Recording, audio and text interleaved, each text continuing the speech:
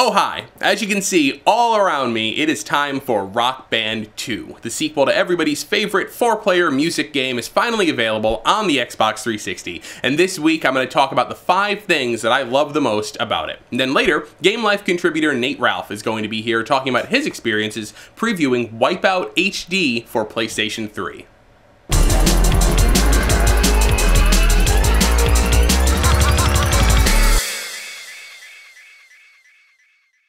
Coming in at number 5 is the brand new song selection menu. This might seem like something small, but really it's a pretty big deal if you're playing Rock Band with 4 people in the same room, which is, everybody agrees, the best way to play it.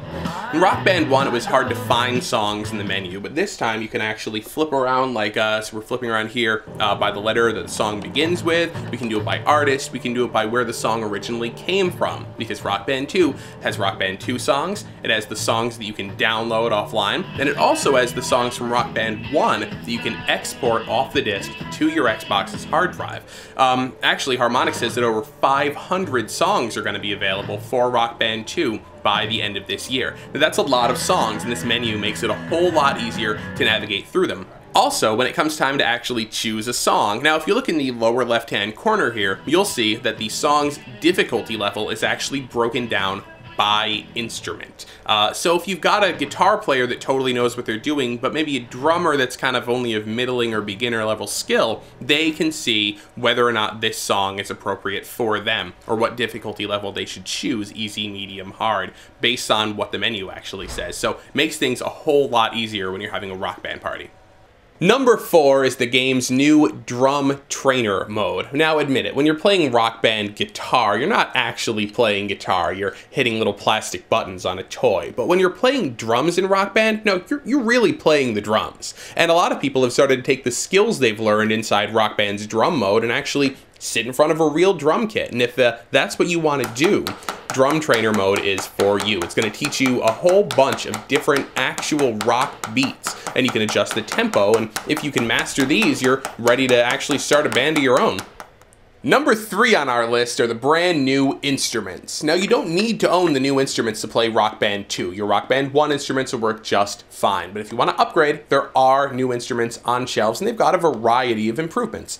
First of all, both the guitar and the drums are now wireless. There is nothing to come between your drums and the TV set anymore.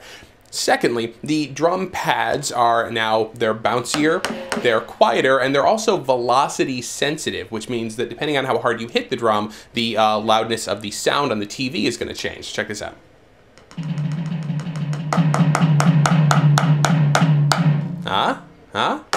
Right, I know. Also, the kick pedal on the drums, it's now reinforced with metal. Now, I don't know about you, but mine was starting to break right around here from kicking it too many times. This, much less likely to do so.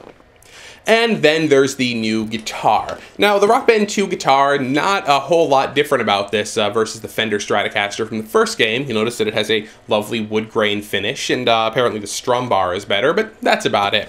Except for these 2 little things right here, these sensors. You know how what a pain in the neck it is to calibrate Rock Band to work with your TV and get all the timings right? Well, all you have to do with Rock Band 2 is hold this up to your TV, and it'll automatically calibrate the audio and the video for you, which is pretty cool if you ask me.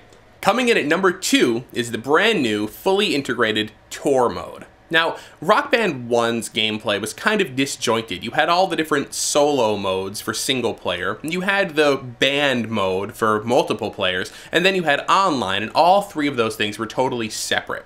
With Rock Band 2, they're all fully integrated. You can start a tour by yourself, you can switch instruments in the middle of the tour as you progress and you build your virtual band's renown throughout the world. You can bring in other players anytime you want, and again, at any time you want, you can take your band online and bring in other players from anywhere around the world to help you and join in.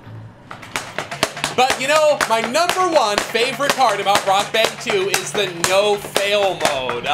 Rock Band is a great casual game, but it's tough to get new people in it with the difficulty curve. So if you turn on no-fail mode, no matter how badly you play, nobody gets a game over. It's also really good if you're drunk, or if you have someone like this in your band.